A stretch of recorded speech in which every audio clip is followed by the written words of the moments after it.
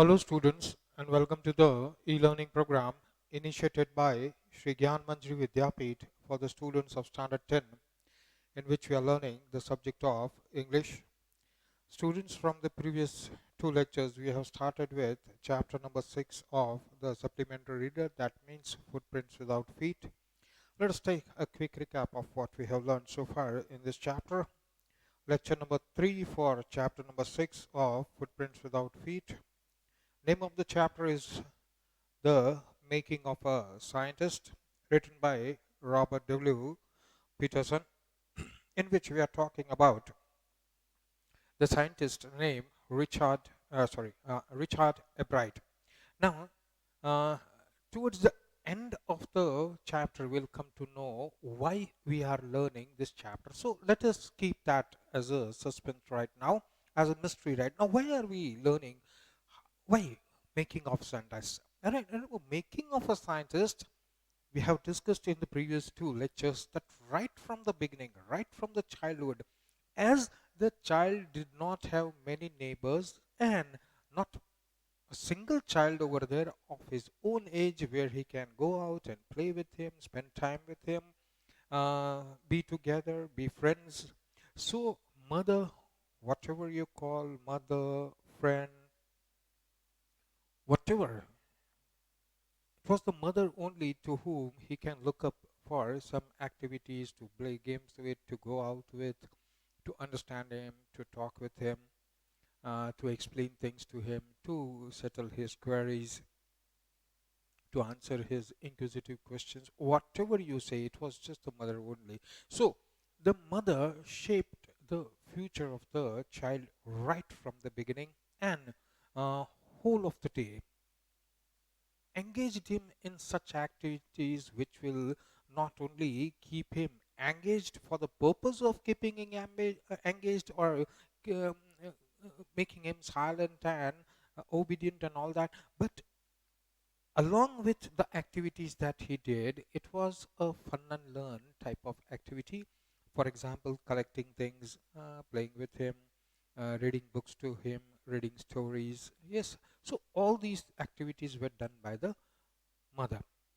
Now, how did the child reciprocate to those activities? How did he, what did he give back to mother? Right? Whatever mother supplied with him, ideas, he put that into reality, engaged himself thoroughly. So his concentration power increased over there, his inquisitive power increased over there. He had to do his own work. Suppose he's collecting pebbles or rocks, or other samples, or he's collecting butterflies, etc. He has to work himself. He has to make those boards on which he has to display. Suppose he's collecting coins, all that. And when he grew up, when he came to first standard, second standard, there also his inquisitiveness did not end over there. It started more and more, right? So now he was even more into those activities.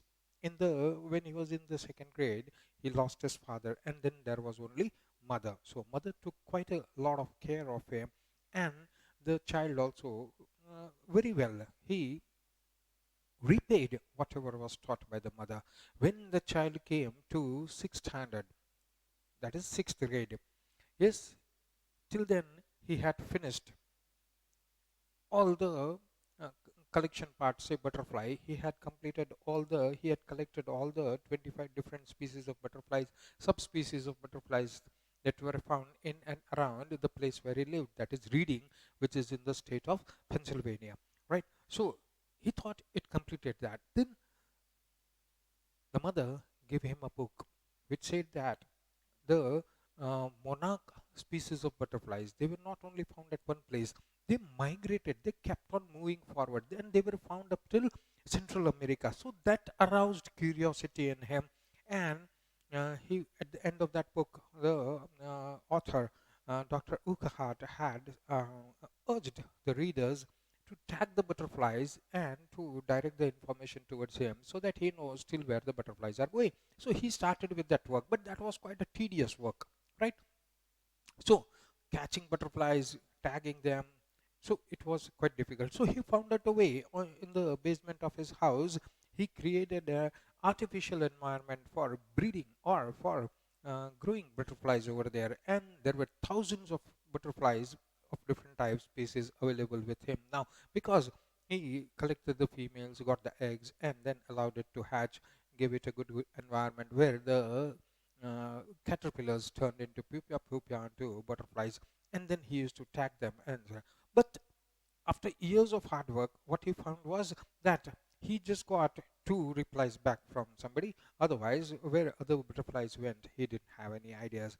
So, was it a fruitless activities which he pursued all these years? But he did not give up. He continued with it. When he came to seventh standard, there was a science fair, and he didn't score. He didn't get a rank over there because he felt that he was just displaying whatever knowledge was given in the books that or outside. He just displayed it. For example, he displayed the tissue of a frog under a microscope, right? Whereas he saw that the other students were doing real projects, and that is why their ranking was quite higher than him. So next year, when he came to seventh standard or in the eighth standard, when he came to eighth standard, he made a real project. What was that real project? Yes, he tried to establish something with the help of his research, and he bagged an award. So next year, he again came up with a novel idea, right? So this is where we had reached, and we are going to go forward from here.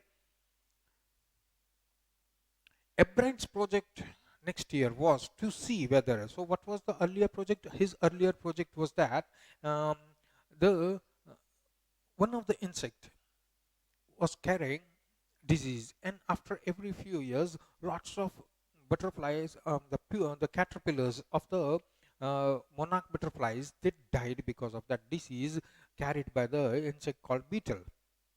Now, what he tried to prove over here, that means he grew beetles and the butterflies together to see whether that is possible or not. Whether actually beetles are carriers of the disease, viral disease, which the caterpillars are catching and they are dying, and that is why we have less number of monarchs. Right? So, this was what he did in the 8th grade. So, next year project is he changed the project, right? And he now said another type of butterflies, that is another type of butterflies, they copied monarchs because monarchs, the birds didn't like the taste of monarchs. So he tried to prove that another species of birds which are tasty for the birds and birds used to eat them, those butterflies tried to copy monarchs so that the birds would stay away from them and they could survive. So that is evolution, right? So he tried to prove something, right? So this was what he presented in the next year. Ebrandt's project was to see whether in fact birds would eat monarchs or not. He found that a starling is a name of a bird. Starling would not eat ordinary bird food, it would eat all the monarchs it could get. So there was a choice. Yeah, we all people have that choice, right? Somebody likes cabbage so much that whole of the day he can eat various dishes prepared from cabbage. Other even the sibling would not touch cabbage. So we all have our choices. Same with birds. One of the birds named starling, it did not like any other butterflies, but it kept on eating, or it just kept on finding monarchs, and it would eat monarchs only. So starling would not eat any other ordinary bird food. It would eat all the monarchs it could get hold of. Ebrandt said later research by other people showed that viceroys do copy the monarchs. So it was established even before other people proved that viceroys, they acted like monarchs so that the birds would stay away from him. Right? Now, if the viceroys, because it's the fact that if viceroys are acting as monarchs, then starlings would eat viceroys, also viceroy type of butterflies, right? So later on, after lots of years, other people also tried to prove that yes, viceroys, they do copy monarchs. Now this thing was established when Ebrandt was in 8th grade. This project was placed first in the zoology division because this is a novel idea.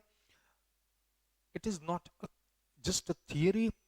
Research was done on it and tried to prove his point. So this is a genuine science project in the category of zoology because it deals with living things in the animal kingdom. Yes, so this project was placed first in the zoology section and the third overall in the county science fair. So in the department, so lots of subjects are there. Yes, physics है, chemistry है, biology में भी बहुत अलग-अलग subtopics है, right? Sub subjects है, बहुत सारी faculties है, sub faculties, right? So in that way, in the zoology section, Ebrard's project was kept in the first place, and overall county, his project bagged the third prize. In the second year in high school, Richard Ebrard began the research that led to his discovery of an unknown insect hormone. Indirectly, it also led to his new theory on the life of cells. Now, we are dealing with that period where lots of different experiments were going on, new theories about life and death and the life cycle and different species, etc., was still going on, right? At that time, when other matured scientists were researching upon those things, Ebrard put his first step forward. What did he do for the next second year high school uh, project? Richard Ebrard began the research that led to discovery of an unknown insect hormone. Yes, hormone is secreted by each and every animal kingdom, right? All the species of animal kingdom. Yes, indirectly that was leading to his theory about the life of cells. The question he tried to answer, now what was the project about? It was very simple. What is the purpose of the 12 tiny gold spots on a monarch pupa? Now, we are not talking about butterflies. We are not talking about caterpillars. When that caterpillar turns into pupa, at the time 12 tiny golden dots are seen on each and every pupa. Now, why? What purpose it serves? Right?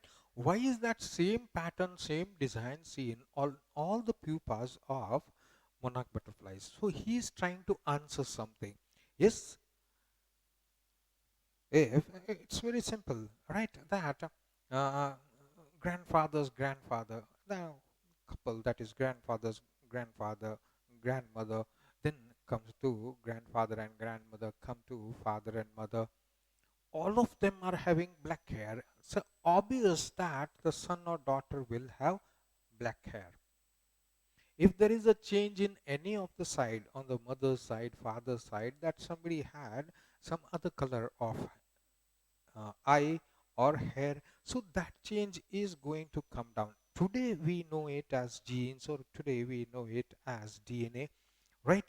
But in those days those things were totally absent. Nobody had any knowledge about that, right? Leave out even cell, right? How does that cell work and what information is passed on in that cell, each and every cell of the body, that it has a proper function that you study in, you'll study in either 9th standard, 10th standard, is right. So in this way, so suppose the cell that is present in the tongue, right? Same way, cells are present in the eyes also, cells are present in the brains also, cells are present at the sole of the feet also. Each and every type of cell is quite different from other, function is different. So what basically information is being passed on from generation to generation, right? So that is what the ultimate question is going on. But this is the first step. What are those 12 tiny golden dots doing on the pupa of the monarch butterflies? Everyone assumed that the spots were just ornamental. Now, why? It's a basic question. Why 12 dots? Only and only 12 dots in a particular pattern design. Why are they found on the monarch pupas?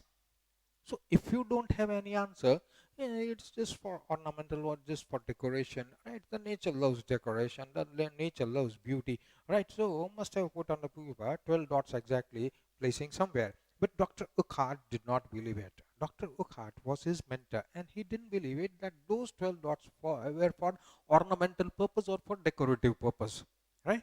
To find the answer, Ebright and other excellent science students first had to build a device that showed that the spots were producing a hormone necessary for butterflies' full development. It contained something that the pupa needed to become a butterfly. Now, we know the butterfly, उसके legs कहाँ होने चाहिए, wings कहाँ होने चाहिए, wings का pattern, design, color कैसा होने चाहिए, कौन सा design कहाँ पे होना चाहिए, right? All that information is passed on right from the egg to the caterpillar to the pupa and then to the butterfly. So we know those answers today. Those days they had to build up a device which established the fact that in those tiny dots secreted some type of hormone which was necessary for the full development of the butterfly from pupa to butterfly. This project won Ebride to first place in the county fair and entry into international science and engineering fair. This was one of the biggest steps, the biggest achievement that a bright got. Once he found out what are real projects, that he has to put in some real genuine idea behind that and establish a theory and try to prove the theory correct. So that is what he was doing. Everybody saw those 12 dots, but nobody wondered what those 12 spots signify. What is the purpose? Why is nature putting those 12 spots over there on each and every pupa that is available? So Ebright's project was quite clear to establish the reason behind those 12 golden spots on the pupa. So after that research, that what was the output of that project? That those tiny 12 golden dots were responsible for secreting some hormone or some information that is very essential for the development of the pupa into the butterfly. The project won Ebride first place in the county. We have seen in the earlier years, for example, seventh grade, he was a total failure. Then 8th grade, he at least secured some position, right? And high school, that is second year of high school is 9th standard, right? So 9th grade. So here we see that Ebride from 3rd position, he jumped to 1st position in the entire county fair.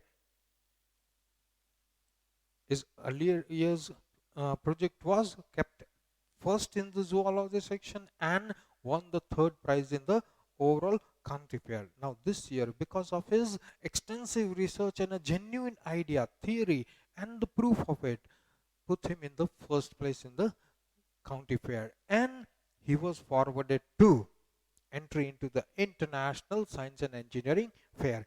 There he won 3rd place for zoology. This is one of his biggest achievement. That means a 9th grade student was able to establish some fact that even the mature scientists were not able to do in the category of zoology, because insects, they come in the category of zoology. So in zoology, he won the 3rd place for his project because of his project. He also got a chance to work during the summer at the entomology laboratory of the Walter Reed Army Institute of Research. Now all the top projects. Now students, of course, they have to totally depend on the school laboratory. Now we know school laboratories, they're not designed for any professional work. Yes, they are just there for educational purpose. So he might not get any help from school level or even high school level. At home, of course, we cannot afford all the high-tech science equipments that allow us to forward our research. So this facility is given for all the bright projects and bright students or exclusive projects. Somebody takes up the mentorship who already have all the proper equipment, tools, and all the things that a future scientist may need. He might need it because these are young people full with ideas, right? So they must be given a chance so that something new can be got from there. So the Walter Reed Institute, Army Institute of Research took up the responsibility for Ebright, and during summers when his education is not there, summer vacation, he can spend his time and continue with the research in the Army Institute of research at Walter Reed, right? So here he got a chance to further his studies, further his ideas. As a high school junior, Richard Eppright continues his advanced experiments on the monarch pupa. That year, his project won first place at the International Science Fair and gave him another chance to work in the Army laboratory during the summer. So if you have won first, second, and third position, you get to work in the Army Institute. That institute allowed the students to work during summer vacation. When the summer vacation is over, you again go back to your school and again prepare for another science project next year. So next year, as a high school junior, Richard Eppright continues his advanced experiments on the monarch pupa, and this year also. Now, instead of zoology, third position over there internationally, here, because of his project the next year, not only zoology, but he won the first place in the International Science Fair. So that year his project won first place at the International Science Fair and gave him. So now he is a first prize winner. So automatically that summer also he gets to work on his advanced research. In his senior year, he went a step further, right? Now every year you have to do something more.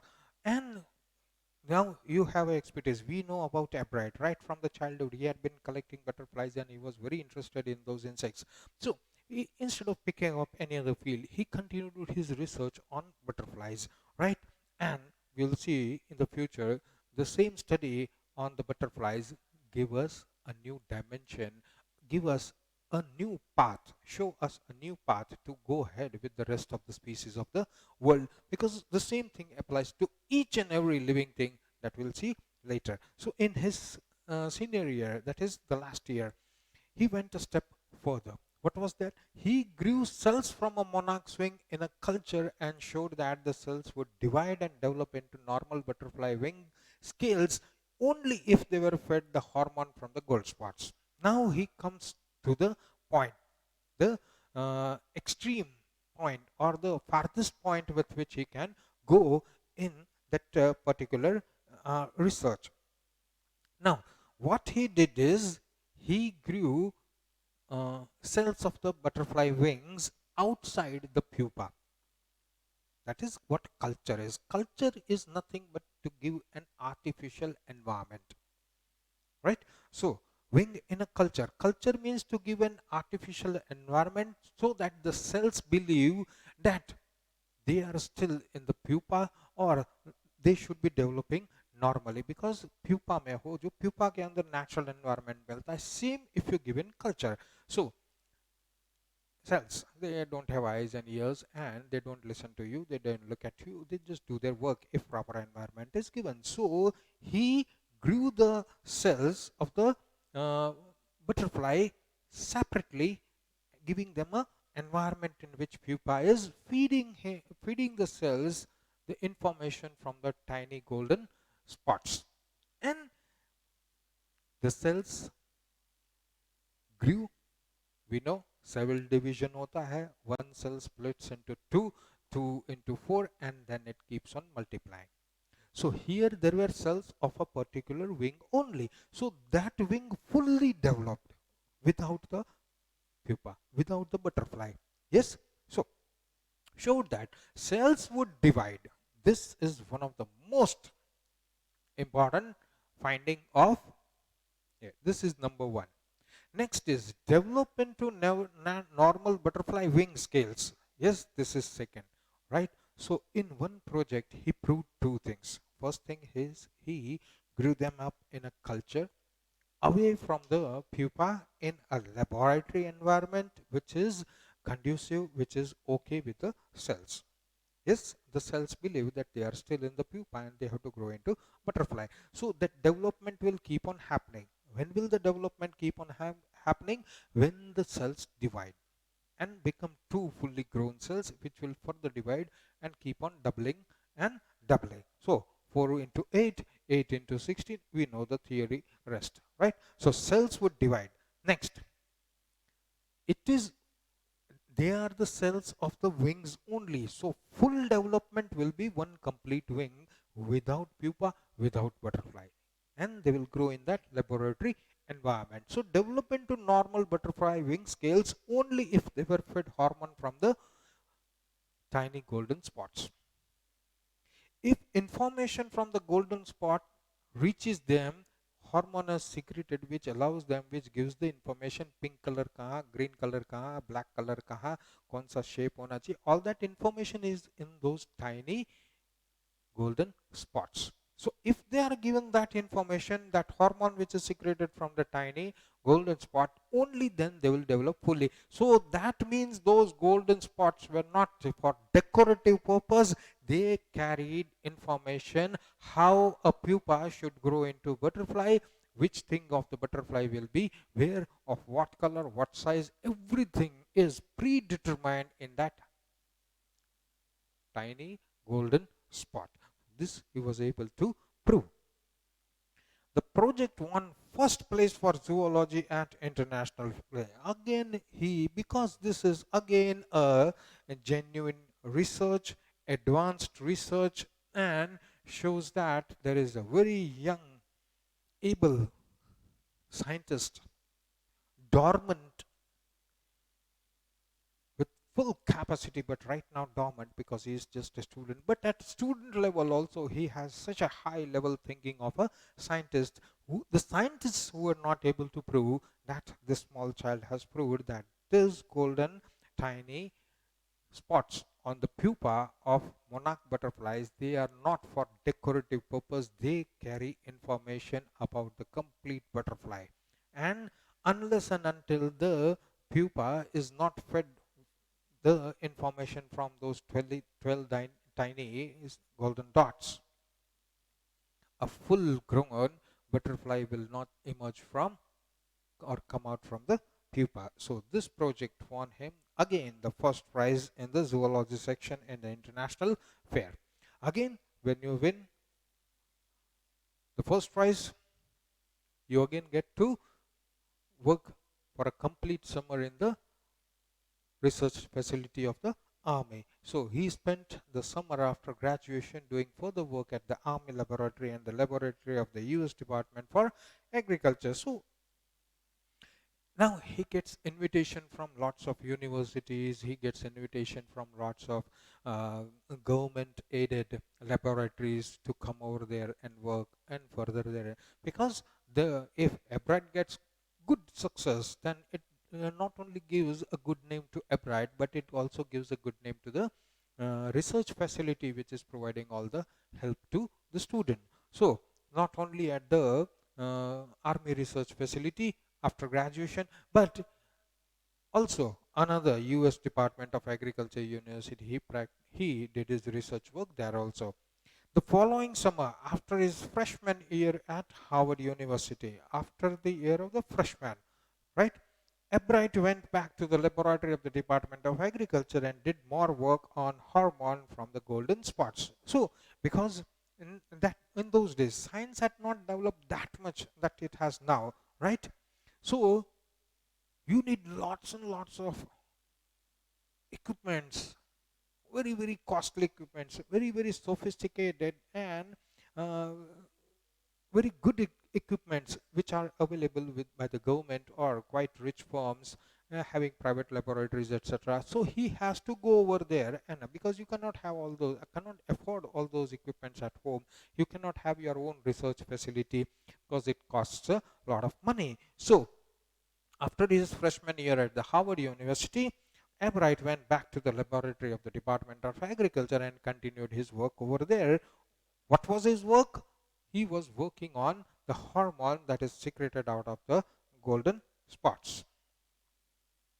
Using the laboratory's sophisticated, it's very costly, quite delicate and state of the art, the best available, that's called sophisticated. So using the laboratory's sophisticated instruments, he was able to identify the hormone's chemical structure. So now he goes even deeper in the same topic.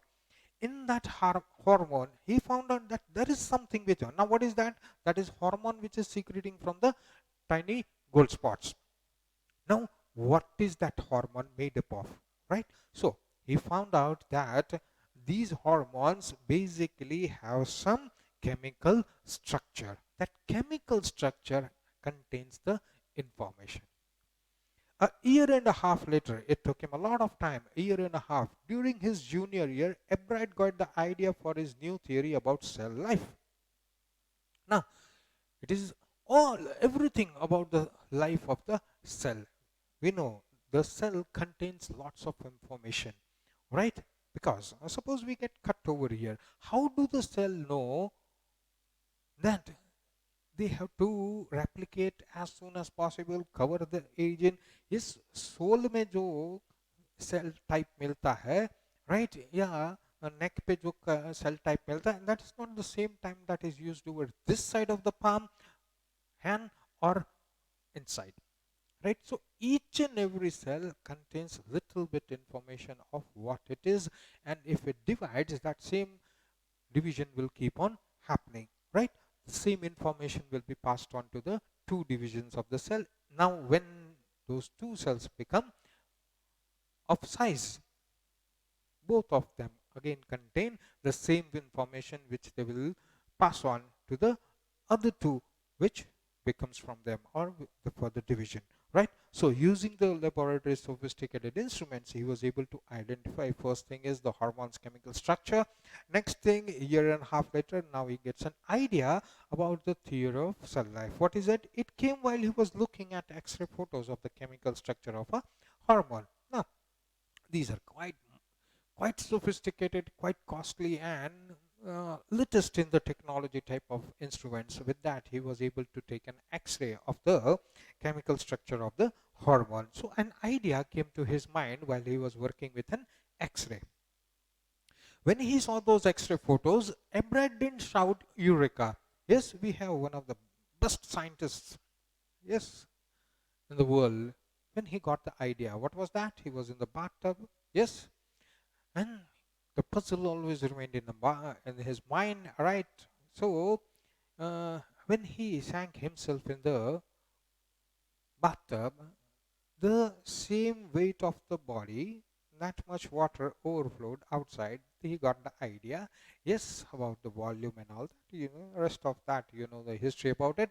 And he ran naked in the streets, shouting "Eureka, Eureka!" I got it. I got the idea what it is, right? So he didn't shout "Eureka" over here, or "I got it." That is the translation of "Eureka." I got it. But he believed that along with his findings, somewhere there was an answer to one of the biologist's greatest puzzles, right?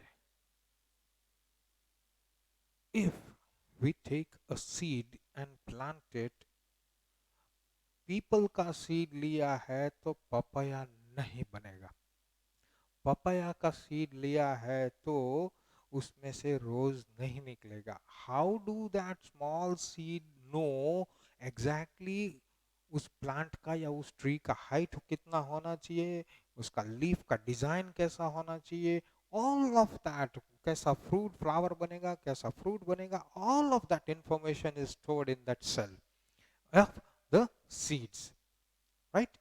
In that seed there are numerous thousands and thousands of cells which have their own function.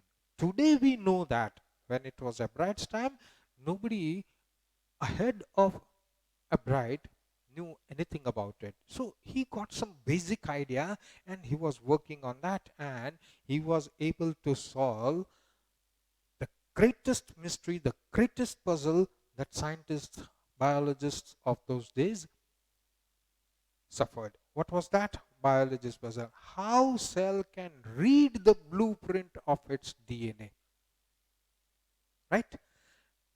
The gold spots on the pupa, it contained information. Now the cells, how do they know how to read that information?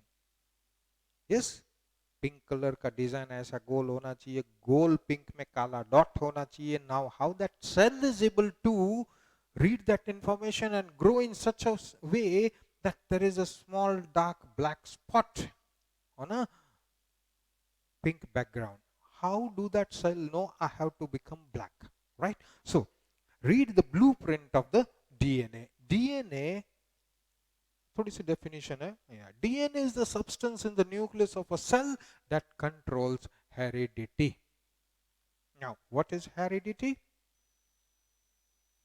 Human beings, the child is born, it has exactly 2 hands, 2 legs, 1 head, 2 ears, 2 eyes, 1 nose, 2 nostrils. Same pattern you will be following all these millions of years. How do the cell know that I have to grow into a nose, I have to grow in the index finger or the thumb? How do the cells read the DNA? So DNA contains or controls in the nucleus of the cell that controls the heredity. Something in the cell should be there which reads what I have to be. So that is one of the most important findings of Ebright, and that makes Ebright one of the most leading successful biologists of the year. It determines the form and function of the cell. I have to grow into a bone. I have to grow into a skull. I have to become a part of the brain. That information for that cell is contained in that DNA. It determines the form and function of the cell. Thus, DNA is the blueprint of life. This line should be in your answer somewhere, wherever it is asked that what is DNA? DNA is the blueprint of for life. Ebright and his college roommate James R. Wong worked together that night drawing pictures and constructing plastic models of molecules to show how it could happen. Once they got the idea, they thoroughly put it on paper and in reality so that they can put it in front of the people and explain them how that DNA works, how that heredity is had, how the small cells, tiny few cells, they accept the information and grow according to it. So they worked whole of the night drawing, making plastic models of molecules, how it could happen. Together, they later wrote the paper that explained the theory. Surprisingly, no one who knew him, Richard Ebright, graduated from Harvard with the highest honors. No one who knew him, surprisingly, no one who knew him couldn't think that Richard Ebright was such a smart fellow, such an intelligent fellow. I highly acclaimed, one day he would become a highly acclaimed scientist on whose path the rest of the world will be going on, right? So Richard Ebright graduated from Harvard with the top score, that is the highest honors, second in his class of 1510 students. He stood second. That was a very high level performance. Ebright went on to become a graduate student researcher at Harvard Medical School. There he began doing experiments to test his theory. His theory is those cells contain that the DNA contains all the information. Rest of the cells, they take their information from the DNA and grow accordingly. So he further his theory. If the theory proved correct, it will be a very big step towards understanding the process of life. It might also lead to new ideas for preventing some type of cancer and other disease. Now we go to the other brighter side of that same theory. Right? Now, till I am 25, 35, 45 years of age, I will be growing quite normally. I'll be living quite normally. All of a sudden, a disease is caught by the body, not from outside. That information was in the cells, right? In the parents or the grandparents, that cancer was there, which was passed on to the or that type of disease was there which was passed on. It didn't happen in father and mother, but it happened in grandson or granddaughter, right? The body of father and mother were able to reject that disease, didn't allow the disease to become powerful, whereas grandson or granddaughter, they were not able to fight the disease, and that disease overpower the cells and cancer developed. So if we know in DNA which is that information, where that information is, we can prevent diseases by altering or changing the DNA. So the child or the offspring is always a very good one, free of any disease inherent to them. So it might also lead to new ideas for preventing some types of cancer and other diseases. All of that is possible because of Ebrard's scientific curiosity, his high school research in that purpose of the spots on a monarch pupa eventually led him to his theory about cell life. Richard Ebrard has been interested in science since he began first collecting butterflies, but not so deeply that he hasn't time for other interests. Now, it was not that. He was just a man of science. Whole of the 24 hours he spent in the research facility or he spent after his studies. He had other interests also. Ebrard also became a champion debater and a public speaker and a very good canoeist and are all around outdoors person. So it's not that he didn't have any other hobbies or talents or expertise. Yes, he knew he was considered a very good canoeist, a single canoe, right? A single person can sit in it and row and go through the flowing waters, right? So that's canoeing. So he was not only a scientist, but he was a champion debater who actively took part in debates, and he was a public speaker also, very much highly acclaimed, and a very good canoeist, and on top of that, an all outdoor person. That means he liked lots of sports and other activities also. He is also an expert photographer, particularly of nature and scientific exhibits. His work was always with nature, and by all these years of experience, he had become a very good photographer, especially the natural scenes, animals, birds, trees, plants, and scientific exhibits. In high school, Richard Ebrard was a straight A student. That means very good in studies. Straight A means A से नीचे कभी नहीं आता, हमारी तरह नहीं है, right? Because learning was easy, he turned lots of his energy towards the debating and model United Nations clubs. So studies came naturally to him. So he used rest of the time because he reads one time, two time. Yes, हमारी तरह नहीं है 10-12 बार पढ़ना पड़ता है. He reads one or two time, he grasps it and is okay with it as far as studies are concerned. So rest of the time he devoted to spending his energy on debates and lots toward the clubs, etc. He also found someone to admire, that is Richard Weyher, his social studies teacher and advisor to both clubs. Mr. Weyher was the perfect person for me then. He opened my mind to new ideas. Yes, sometimes you get impressed by your teachers and uh, you religiously not obey, but you follow the path shown by the teacher. That is what it means. Yes, you are a very good admirer of the way he works, the way not the way he teaches, but the way methodical way in which the teaching is imparted, advice is given, opinions are given, thoughts are shared. So in that way, the teacher almost becomes a very good friend. Richard would always give that extra effort, right? Mr. Weyher said, what pleased me was, here was this person who put in 3 or 4 hours at night doing debate research, besides doing all his research with butterflies and his other interests. So apart from studies, apart from his hobbies of collection, whether it is butterfly or research on butterfly, he still had time for preparing for debates. So it means that the 24 hours timetable was completely packed with lots and lots of different activities. Yes, so he didn't waste time, he utilized each and every minute, and that is what we have to learn from these great people, right? How to, that is what's the name of the chapter, making of a scientist. How do you become a scientist? This is how we become a scientist, right? We got to have a proper timetable, we got to follow it. Richard was competitive, Mr. Weyer continued, but not in a bad sense. He was competitive.